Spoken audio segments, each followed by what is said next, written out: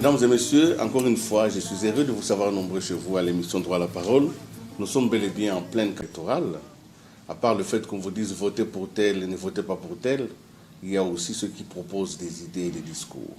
Cette période de notre histoire est une période importante parce qu'elle nous permet de scruter un certain nombre de valeurs et de restituer à l'histoire les vraies propositions. Je suis donc à la recherche des propositions originales et je suis heureux d'être ici dans une maison où un homme politique que vous connaissez très bien, qui est déjà présent sur la scène politique nationale depuis une vingtaine d'années, mais qui a aussi d'autres casquettes, a accepté de nous parler, loin de sa circonscription électorale, comme quoi il partage avec la nation ses désirs d'émulation. Je voudrais donc vous présenter mon invité de ce jour, l'honorable Kinke Trifon Moulumba, honorable professeur, parce que je suis habitué à vous appeler professeur, vous me comprendrez, et merci donc de me recevoir chez vous.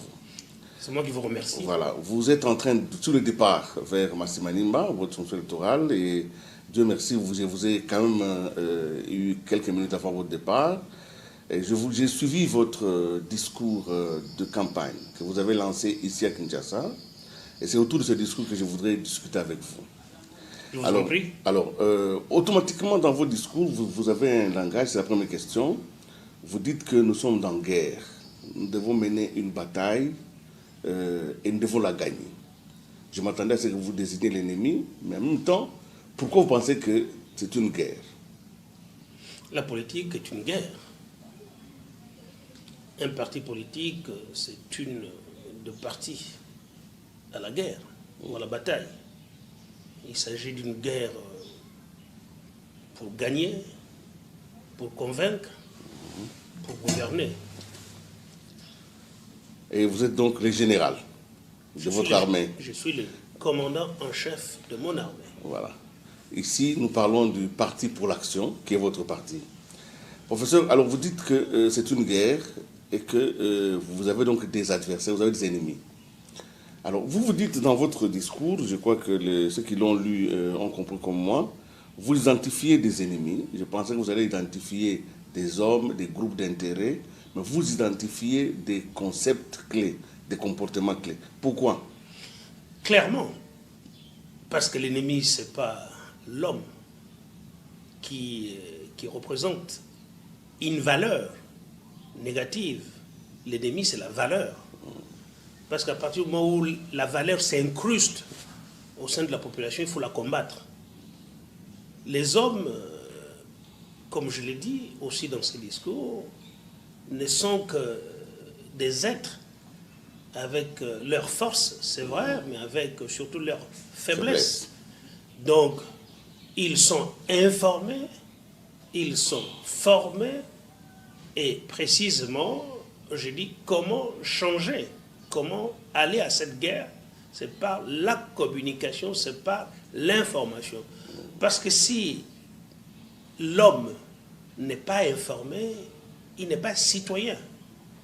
Et vous parlez de Massimanimba, c'est plus clair s'agissant de Massimanimba.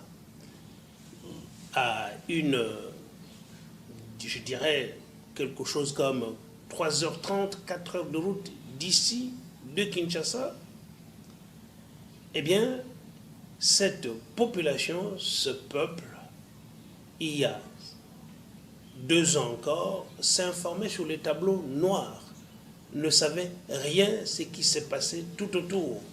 Et donc, son vote peut être orienté par son niveau de connaissance. Donc, je dis, l'ennemi, ce n'est pas l'homme. L'ennemi, ce sont les valeurs qu'il inocule au sein de la population.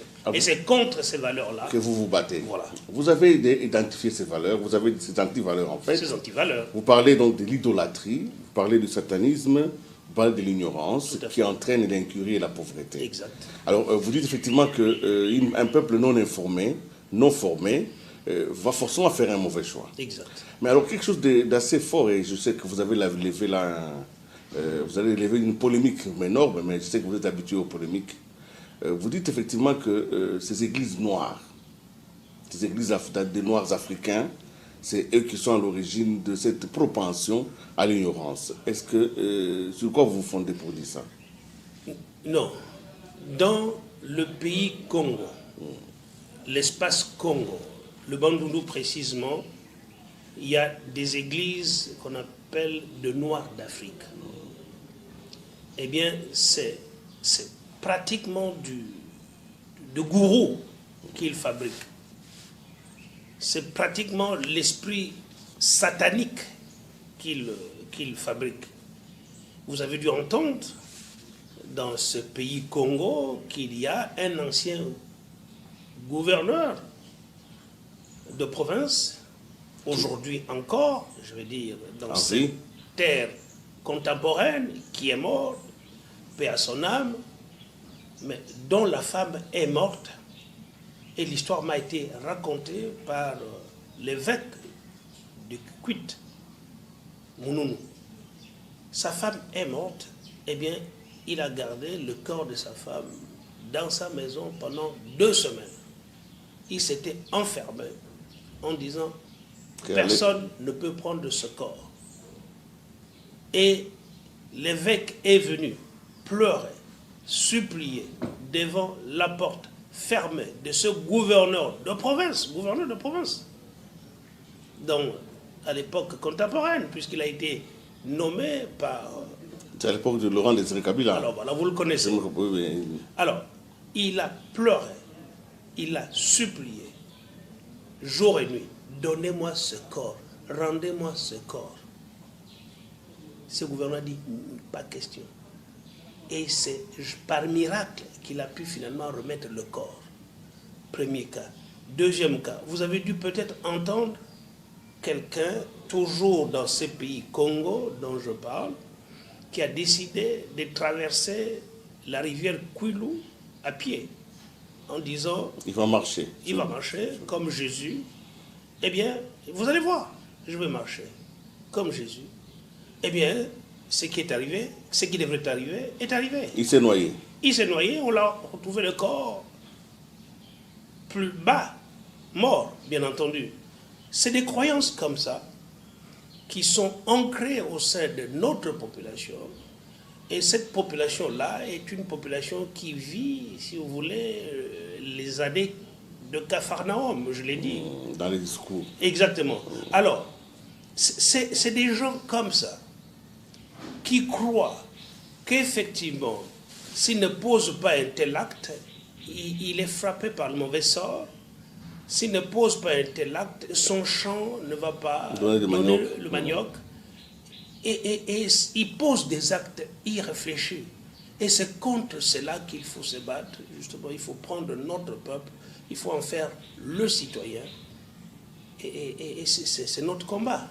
Mais c'est quand même étonnant que tout au long de ces législatures, cette question culturelle puissante, qui devient quand même comme un frein à l'émergence d'une citoyenneté, n'a pas été évoquée. Vous, quand même, je vous prends au mot. Pendant 5 ans, est-ce que vous n'avez pas abordé cette question au moins une seule fois sous les perchoirs? Willy Kalengai, vous êtes un homme tellement intelligent. Je ne le dis pas parce que vous êtes en face de moi. Vous savez, je dis ce que je crois, ce que je pense.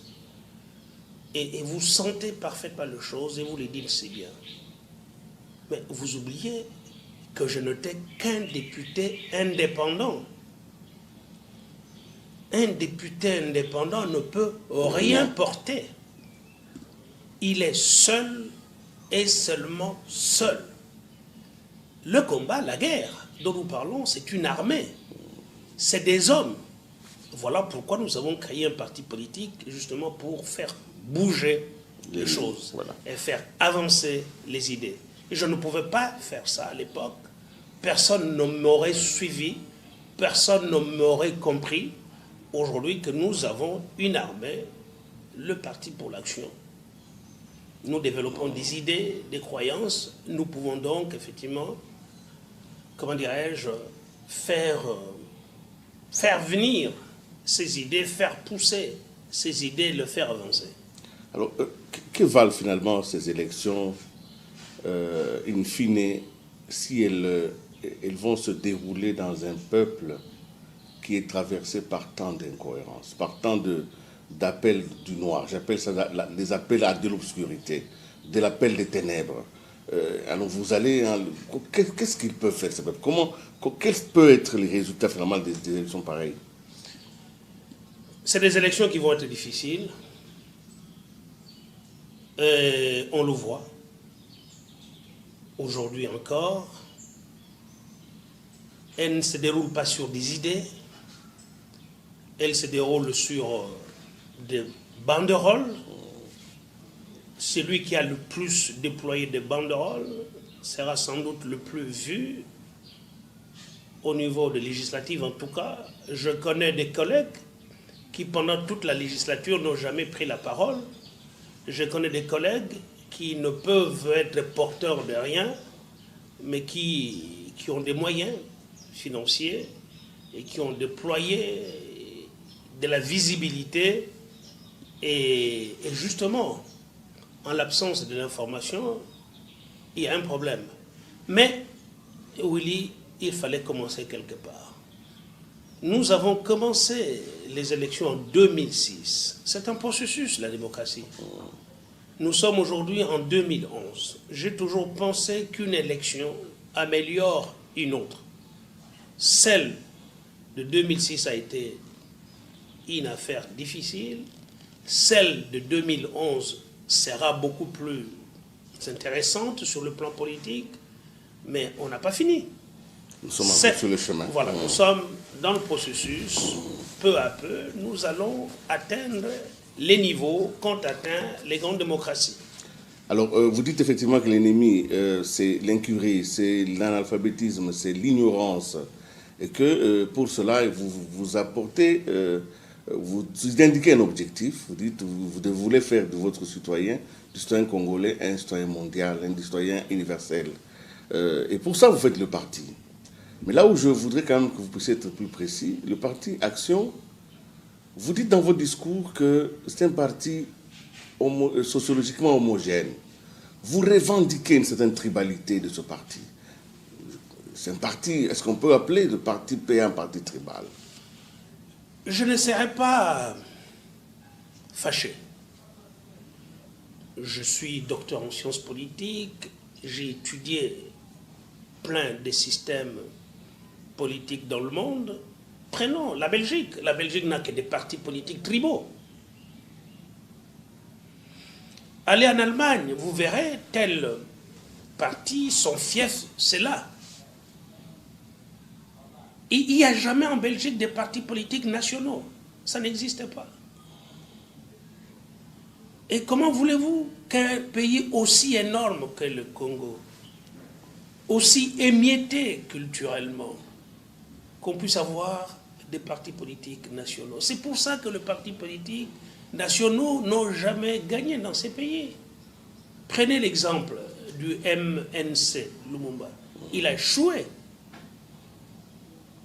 Il a dû faire coalition avec le PSA, avec l'Abaco. L'Abaco, c'est quoi? C'est une association tribale. Le PSA, de Gizenga Kamita Tumulele, c'est un parti politique tribal. Il n'a eu des députés que dans le Kwilu. Eh bien, aujourd'hui, le Palou n'a eu des députés que dans le Kwilu, dans le Bandundu et dans sa diaspora kwiloise, bandundoise. Alors, il faut dire la vérité aux gens. Nous n'avons pas la possibilité de nous disperser. Nous voulons prendre le peuple, notre peuple, là où nous sommes bien présents, sociologiquement, culturellement. J'ai toujours parlé de la côte ouest, c'est-à-dire le Bandundu, Kinshasa, le Bas-Congo. Parce que nous avons une langue qui nous cimente, qui nous bétonne. La culture, c'est une langue commune. Ça ne veut pas dire que vous ne pouvez pas partager avec d'autres. Nous sommes une nation. Mais nous sommes une nation avec 400 tribus. C'est pour ça qu'il y a 400 partis politiques. Ça sera impossible pour le PA aujourd'hui d'avoir des députés dans la partie, j'allais dire, nord de l'Équateur. C'est impossible. Ça sera difficile aujourd'hui pour le PA d'avoir des députés à Fizi-Baraka. Et parce que d'abord, le président n'en parle pas la langue. Je pense que le moment est arrivé de dire la vérité au peuple congolais, de dédramatiser ces discours. C'est des discours souvent faussement nationalistes. Quand vous voyez ceux qui parlent de nationalisme, finalement, vous grattez, vous ne voyez qu'ils ne puisent qu'au sein de leur tribu. Alors, pourquoi parle-t-on de nationalisme? Une fois de plus, on parle de nationalisme à un peuple qui n'est pas éduqué, qui n'est pas informé. Et nous avons là le pouvoir d'éduquer notre peuple pour en faire un peuple citoyen. Alors, ce que vous dites là, vous vous rendez bien compte, est suffisamment révolutionnaire, et pour certains révoltant, parce qu'ils vont dire, mais comment nous battons pour la nation congolaise, nous détribalisons l'action politique, nous sommes au-dessus des ethnies, ils nous ramènent à l'ethnie. Or, selon votre argumentaire, l'ethnie est une donne avec laquelle il faut construire. Que devient la nation congolaise si les partis politiques, tous les partis, suivent le modèle PA? La nation, c'est l'espace commun. La nation appartient au peuple du Congo. Le Congo est formé par des peuples. Et il vous appartient à vous, journalistes, si bien informés, si bien intelligents, vous qui voyagez, de pouvoir donner l'information au peuple congolais. Et ce que je regrette le plus au niveau de nos médias qui sont si nombreux, c'est que lorsque je passe d'une chaîne à une autre, c'est des interviews. Eh bien, il n'y a pas dans ces pays, j'allais dire, des faiseurs d'opinion, des maîtres penseurs. Regardez, dans des grands pays, dans des grandes démocraties, des journalistes, quand ils prennent la parole, eh bien, ils entraînent. Et ici, dans notre pays, ce sont des interviews. Et il m'arrive parfois d'assister à des interviews où les journalistes sont parfois plus intelligents que celui, voilà, son invité. Et c'est bien triste. Je dis qu'il faut arrêter de mentir au peuple. Quand on dit un parti politique doit être national, ça veut dire quoi? Ça ne veut pas dire qu'il doit avoir des représentants dans le pays entier. Non. Je suis... Mais selon la Constitution, c'est une exigence constitutionnelle. Non, pas du tout. Pas du tout. Il n'y a pas une disposition constitutionnelle qui dise que tout parti politique, pour être parti politique, doit avoir des députés dans toute la province. Non. Il n'y en a pas de députés, mais parmi les fondateurs, on parle d'une représentativité nationale. Mais bien sûr que le PA n'est pas fondé que par des gens de la côte ouest. Nous avons des collègues des provinces de l'Est, des provinces du Sud. Mais nous savons, nous connaissons notre capacité à mobiliser et nous connaissons notre peuple, notre culture. On ne fait de la politique qu'avec les réalités sociologiques. Il ne faut pas venir... C'est pour ça que quand nos chefs d'État disent l'Afrique a ses réalités, voici, entre autres, les réalités. En clair, je ne vois pas en quoi le discours du PA pourrait révolter certains. Au contraire, le discours du PA, c'est un discours de pragmatisme. Et vous êtes logique avec vous-même, parce que quand vous posez cette problématique de l'ancrage sociologique comme étant le centre d'impulsion de votre action politique, tout à fait. Vous allez plus loin, vous identifiez même le peuple. Vous avez dit le peuple Congo. Mais vous allez plus loin, et dans votre discours, je crois que ceux qui l'ont lu le savent, vous dites effectivement que le peuple auquel vous faites partie, le Mbala, ce peuple-là est un peuple qui a beaucoup souffert dans ce pays, et que quand vous regardez sa participation à l'ensemble de l'action publique, ce peuple, il serait victime d'un bannissement. Mais voilà, vous me donnez raison. Aujourd'hui, dans ce gouvernement, dans cette gouvernance nationale, née depuis les dernières élections, il n'y a pas un Mbala. Aucun Mbala. Ministre. Il n'y en a pas. Citez-moi un seul. Vous êtes un journaliste, Vous savez, c'est... un grand politique. Il n'y en Je a n'en pas. connais pas beaucoup de journalistes politiques comme vous. Il n'y en a pas. Or, le peuple Mbala est comme le peuple Bashi. Le peuple Mbala est comme le peuple Mouloubakat. Le peuple Mbala est comme le peuple, j'allais dire... Songé. Non, les grandes tribus, je veux dire, c'est une grande tribu. C'est comme le peuple de l'Équateur, Les Mongos. les Mongos, voilà. Et mais, à qui voulez-vous que je m'en prenne? À personne. Parce qu'il y a eu des élections qui ont été démocratiques, qui ont donné un leadership.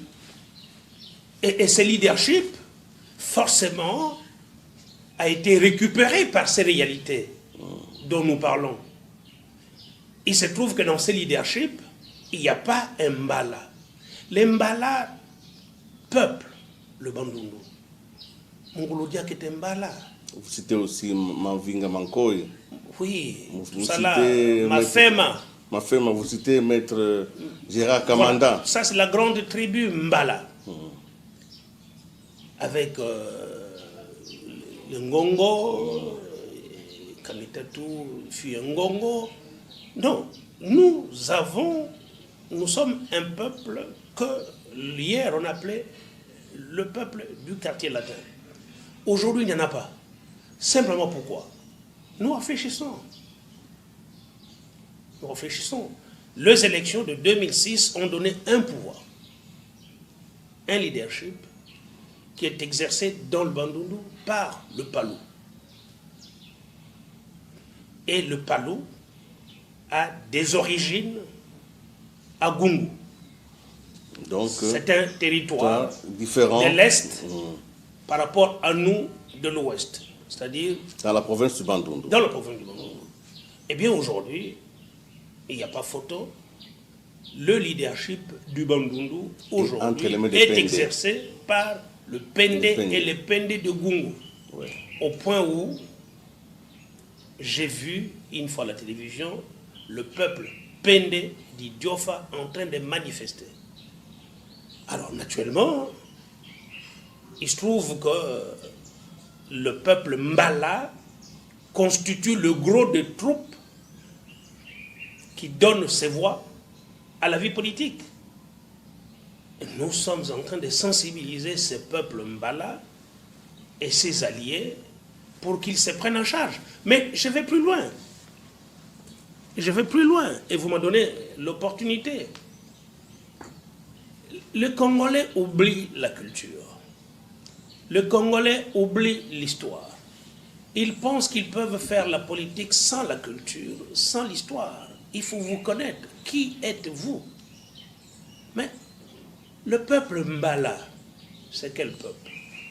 Mais le peuple Mbala peuple une bonne partie du territoire de Bulungu, la majeure partie du territoire de Massimanimba, une bonne partie du district du Kwango. Eh bien, même dans Idiofa, dans Gungu, on trouve le peuple Mbala. Mais ce que je voulais vous dire, c'est que le peuple Mbala a constitué en 1960 le verrou qui a fait que le régime à Kinshasa n'est pas tombé. Parce que pour venir à Kinshasa, faire tomber le régime, eh bien, il fallait passer par le peuple Mbala, sur le corps du peuple Mbala. Le peuple Mbala a dit non. Et à l'époque, c'était à la rébellion ou les listes. Exactement. Qui étaient en réalité contre voilà. le régime en place. il faut savoir son histoire. En 1960, Kamitatou Cléophas, eh bien, gagne les élections au niveau du PSA. C'était le président provincial du PSA. Le président national était qui? Antoine Gizenga. Le secrétaire général était qui? Pierre Moulele. Tous les deux de Gungu. Tous les deux Pende. Mais les députés du PSA à l'Assemblée provinciale ne sont que des députés, voilà, que Kamitatou de Massimanimba a amené à Kinshasa. Alors, se pose un problème. Le président de la République est Kasavubu, le Premier ministre est Lumumba. Eh bien, ça c'est l'histoire. Et vous connaissez votre histoire. Le clergé catholique est un peu, il y avait un grand débat à cette époque. Ah, attention, le communisme, ah, attention, le marxisme, ah, attention, le léninisme. Alors, on voit Lumumba communiste. Vous savez, moi j'ai étudié dans le Bandundu et j'ai étudié à l'internat chez les frères joséphites. Eh bien, à 19h avant d'aller se coucher, nous faisions la prière sous la conduite des frères joséphites qui nous disaient « Oh Dieu, priez pour que Lumumba meure ». Et nous on priait. Terrible. Pour que Lumumba meure. Parce que c'était un communiste. Il ne peut pas régner, il ne peut pas gouverner ce pays. Il va en faire un pays, un régime, il va faire totalitaire. Nous, on priait chaque soir à 19h pour que Lumumba trouve la mort. Donc Lumumba est Premier ministre ici. Le clergé catholique estime qu'on ne peut pas donner le poste de chef de l'État de la province de Léopoldville à un communiste, à un lumumbiste. Et le clergé catholique travaille, convainc Kamitatou pour qu'il se porte contre Gizenga et barre la route à Gizenga. Et effectivement, étant donné que Kamitatou avait la majorité, c'est comme ça qu'il devient gouverneur. C'est comme ça qu'il devient le président provincial de Léopoldville. À l'époque, c'était la grande province. La grande province, le Bandundu et le Bakongo, la très grande province. Eh bien, il fait un coup d'État à son président national. Eh bien, Gizenga prend très mal ce coup d'État. Il va voir Lumumba pour dire, écoutez, on m'a fait un coup d'État, je suis au chômage, je n'ai rien. Gizenga dit, ce n'est pas grave. Vous êtes mon allié le plus sûr, et Gizenga crée un poste... Lumumba crée un poste de vice-premier ministre sans portefeuille qu'il confie à Gizenga. Mais tout de suite, la guerre contre le communisme, contre le totalitarisme se poursuit. Parce que Kasavubu vient à démettre, à révoquer Lumumba. La réaction de Lumumba, il le révoque à son tour, Kasavubu. Et c'est Mobutu qui entre en scène. Il le neutralise le deux.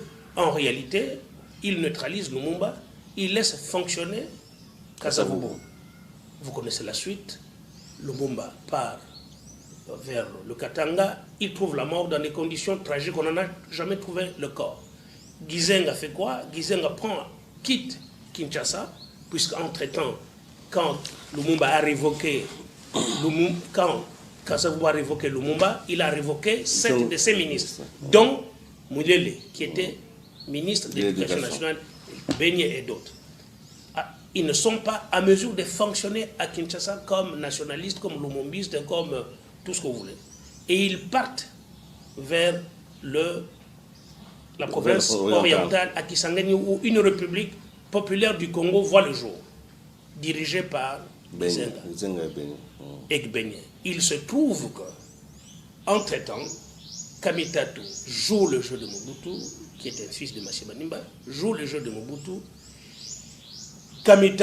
Gizenga est délogé à Kisangani, il va en prison, puis il part en exil arrive le gouvernement Lumumba, vous connaissez votre histoire, l'histoire de ce pays, c'est Kamitatu qui remplace finalement Gizenga. C'est toujours les Mbala, la tribu Mbala, Masimanimba, qui règne dans Kinshasa et auprès de Mobutu et auprès de ce que l'on disait, les capitalistes, les Américains, tout ça là.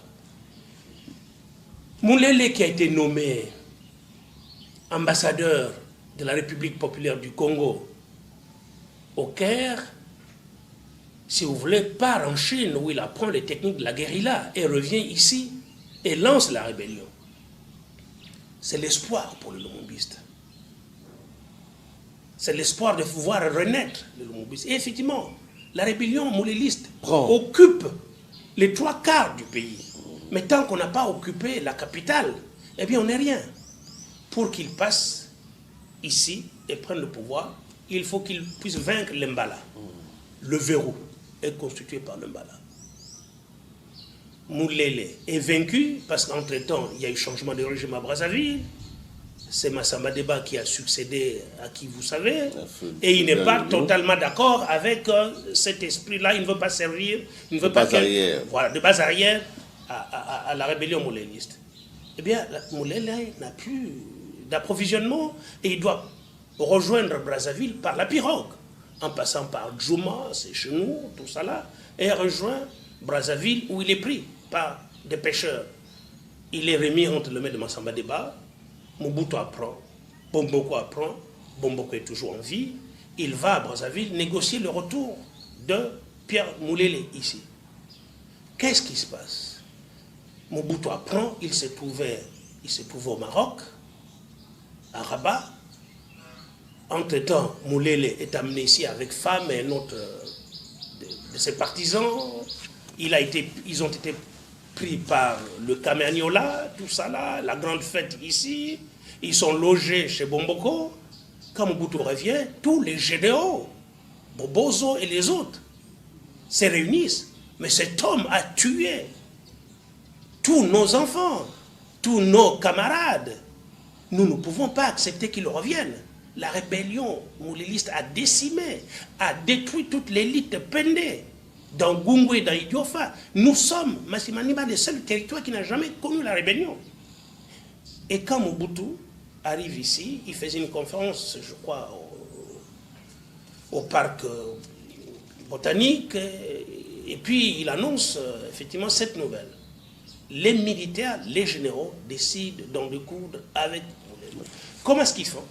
Eh bien, il commence par lui couper les oreilles, il commence par lui couper les bras, il commence par lui arracher les yeux, il commence même par lui couper les organes génitaux vivants, il les met dans un sac. Ils vont le jeter dans le fleuve. Une mort tragique. Mais tout ça se déroule alors que Kamitatu est au pouvoir avec Mobutu. Alors que Masimanimba, alors que les Mbala, c'est comme ça qu'ils sont présentés, jouent avec les léopards ici à Kinshasa. Bon, voilà. Donc je conclue. C'est très important. Je conclue. Gizenga, qui a vu Lumumba disparaître dans des conditions tragiques dont on n'a jamais trouvé le corps, qui met en place un gouvernement, la République populaire du Congo, à Kisangani, qui connaît un échec. Pierre Moulele qui peut faire renaître l'espoir, j'allais dire, aux lumumbistes et aux collectivistes et tout ça, est vaincu et assassiné, exécuté dans des conditions tragiques. On n'a jamais retrouvé le corps de Moulele exactement comme Lumumba.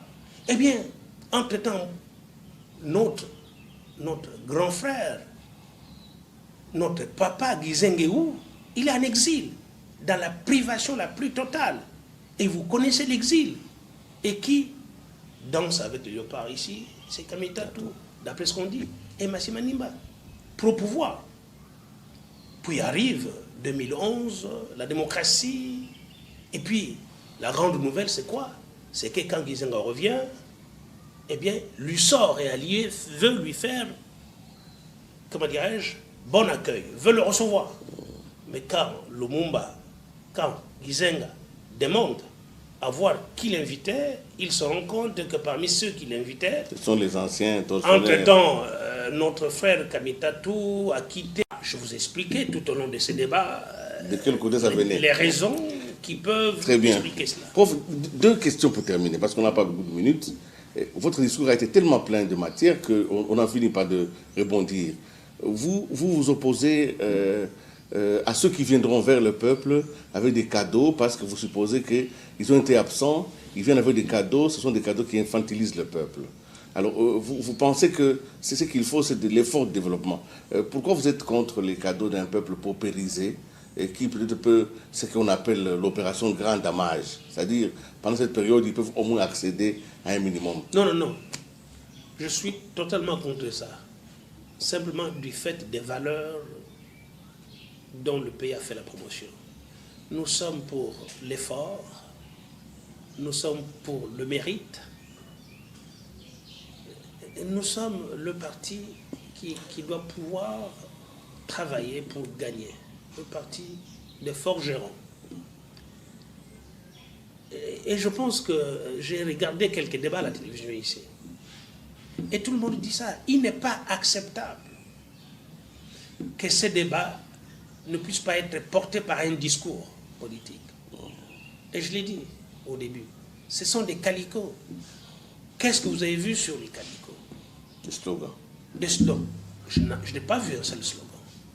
Et qu'est-ce que vous avez vu sur ces calicots? 95% de ces slogans, de ces calicots, parlent des individus. Ils ne parlent pas des partis politiques. Ni des idées. Ni des idées. Mais il y a un problème. Alors, venir avec ça, c'est ce que j'ai dit à mon peuple. Venir avec un t-shirt, venir avec quelques graines de sel, venir avec quelques graines de sucre, c'est 100 fois rien.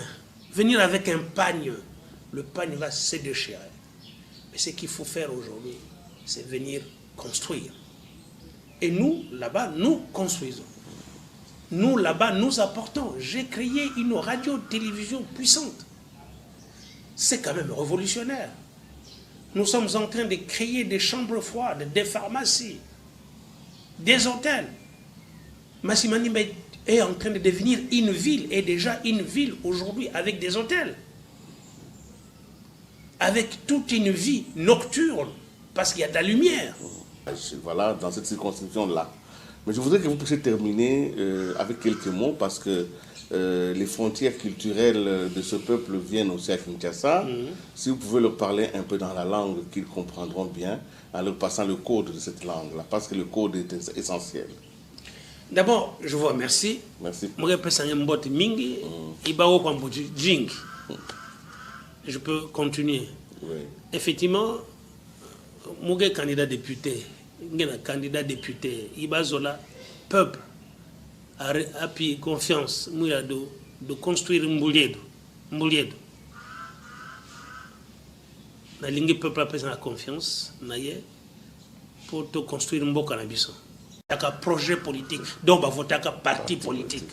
Parti politique, on est gagné, on a des députés 100, des députés 200, des députés 30, a commis membre, a péci ministre, député à changer comme côté, député à fondre la porte, mais député à signer à arrêter, à construire sa église, des ministres, gouverneurs, commissaires des districts.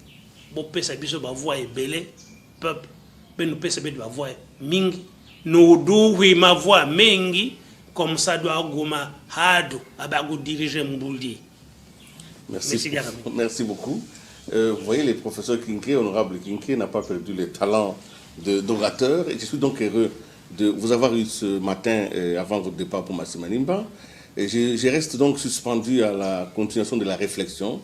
Vous avez donc posé les bases d'une grande réflexion.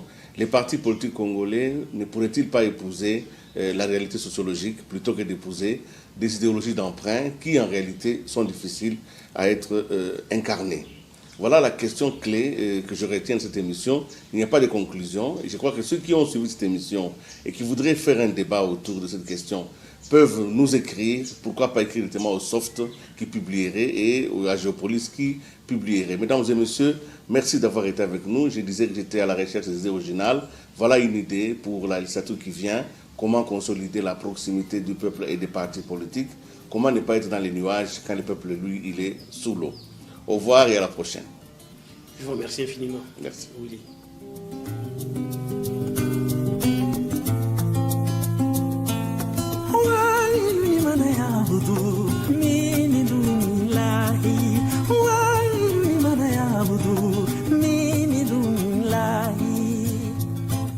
Tu connais tous mes problèmes avant que je n'ouvre ma bouche. Tu connais le nombre de mes